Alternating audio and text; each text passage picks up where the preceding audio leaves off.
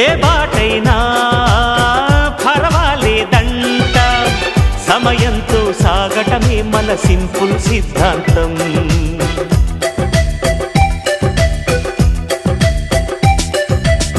చిరుగాలికి పరిమళమిచ్చే సిరిమల్లెల వనమై ఉందాం, గగనాన్ని నేలను కలిపే హరివిల్లుల బంతెన అవుదాం.